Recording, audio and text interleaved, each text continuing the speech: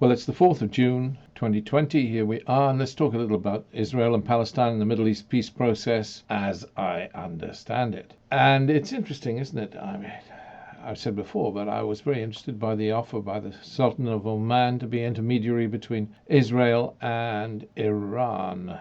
That was dismissed out of hand by Benjamin Netanyahu. Interesting. Now we've got a new unity government. Will the same position remain? Will he hold the same position? We have a serving prime minister on trial for corruption. We have an interesting foreign minister in Israel, a new foreign minister, military guy. There are always so many of these Israeli politicians are military guys, but somebody to look out for perhaps, and somebody might have a better vision. It's Gabi Ashkenazi. Gabi Ashkenazi was the military leader, chief of the general staff of the Israeli Defense Forces, and he's in his late 60s. We're cracking on a bit, not much younger than me, really, but he's thought to be a good guy. His father was a Holocaust survivor, immigrated to Israel from Bulgaria. He's a very interesting man. He's worked hard as a military man, was well respected, and his views are outgoing at least. So perhaps we have a chance with him. Perhaps we have a chance of a better approach, but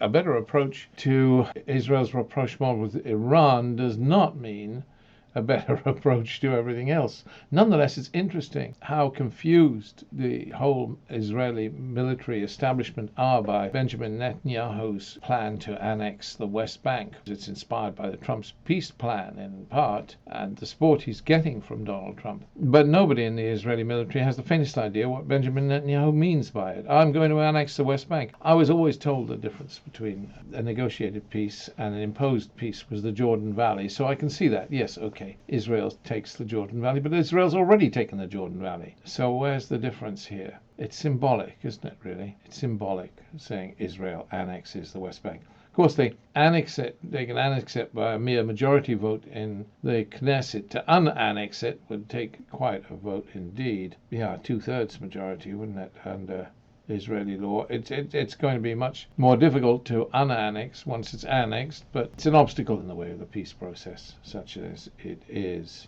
Great shame because of the incredible forcefulness of Israel. This goes on with settlement building, goes on with the Trump plan, but the Palestinians then give Israel a veto over the peace process, is what I think. I think it's a great mistake not to enter negotiations, but Palestinians don't see that and don't think as I do, and fair enough. Why should they? I always liked the Abdullah plan, the Arab plan.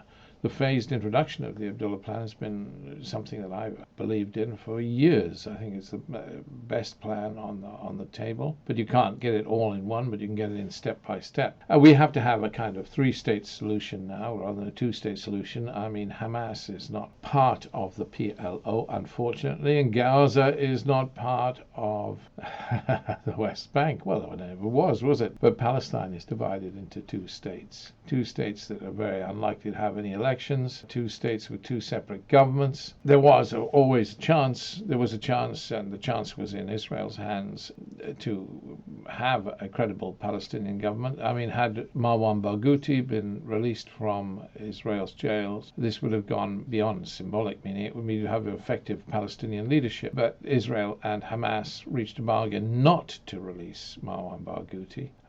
You remember Hamas had Gilad Shalit, and the release of the soldier Gilad Shalit was predicated initially on Marwan Barghouti being at the top of the released prisoners by Israel.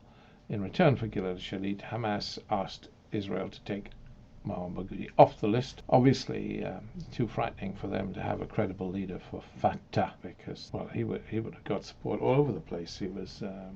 He is, I suppose, Palestine's Mandela, but there.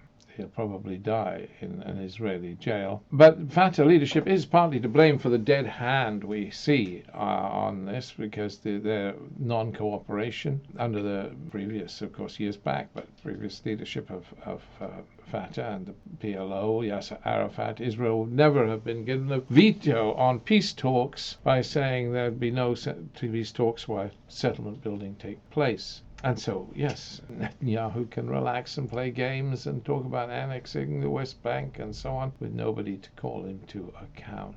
I think, of course, that the Palestinians could have entered into talks over the Trump plan. Others don't think like me. I don't like the Trump plan any more than the Palestinians like the Trump plan. But you can enter into talks about something, and then that puts your interlocutors on the spot by just saying, I'm not going to talk, lets them get away with anything. Anyway, that's what I think. The best thing for the Palestinians in recent years has been the Balfour Initiative, which has been ratcheting up interest in the cause for Palestinian state recognition. Problems for the peace are everywhere. Hamas itself is a problem for the peace process. Even in recent times, it's imprisoned somebody for merely talking to Israel. What a disgrace. And all the tough issues in regard to the peace process, Jerusalem, they're all resolvable. Jerusalem can be dealt with like peeling the layers of an onion, dealing with security issues separately from planning issues and so on. But it's not happening. It's not going to happen, and that's unfortunate. What are you? Are you pro-Palestinian, pro-Israeli? I hope you're both pro-Palestinian and pro-Israeli. Everybody is concerned about the July 1st, 2020 date for the annexation of the West Bank. But it changes nothing. It changes nothing. We either have a peace process or we don't have a peace process. What do you want? Does Israel want a one-state solution? We're going to have some sort of apartheid Israel with a subject population in the West Bank? It doesn't make sense, really. Well, it is what we have in a sense, but it doesn't make sense in the long term. It's not morally right. Yet half the Israeli population are in favor of the annexation of the West Bank. And of course, the Arab world have other priorities at the moment. Too many other concerns. The war in Yemen, for example. Israel's not that big an issue. The Palestinians do deserve equality, and they're not getting it. Not in Israel. We should all be placing an equal value on one another, and it's not happening. Not in Israel. And that is most important, especially if you're going to continue to annex territory to make Israel bigger and not move towards the recognition of a Palestinian state. The Trump plan had nothing in it for the Palestinians. Of course it had nothing in it for the Palestinians. And yet merely stepping into the room to negotiate, that had something in it for the Palestinians, in my view. Will things change? I don't know. It's going to be very interesting to see American elections under COVID virus and with the absence of a proper postal vote. But we have a stalemate. We have non-cooperation. Now, of course, my friend Imad Karam of Initiatives of Change, he feels that the Palestinian leaders have not been invited to the dance floor. There is no opportunity. I don't think I'm betraying any confidence when I say that Imad, people like him like the slogan, fear-free, hate-free for the Palestinians. I like that slogan, fear-free, hate-free. It's a very good and it's a very powerful slogan. The Palestinians need to walk tall, and really they deserve to walk tall. And yes, I suppose in some senses Israel is what? Israel is what? Well, Israel is a country that in some senses has lost its way. It's not in Israel's interest to maintain the status quo. That's completely clear. It is to me, at least. Isn't it to you? A new government in America, will they change things? It's not going to move the embassy back from Jerusalem to Tel Aviv. It's, in some senses, Joe Biden will be as pro-Israel as Donald Trump. But that's not the issue, really. If Joe Biden can get the Palestinians on board, then we can actually begin with new heart and new negotiations and a new start. Has to be, doesn't it? Can't go on like we are. Some would say that there's been little progress with regard to Middle East peace since the Madrid conference in 1991. And for Gaza, it certainly seems like that. Gaza, what does Gaza care about peace now?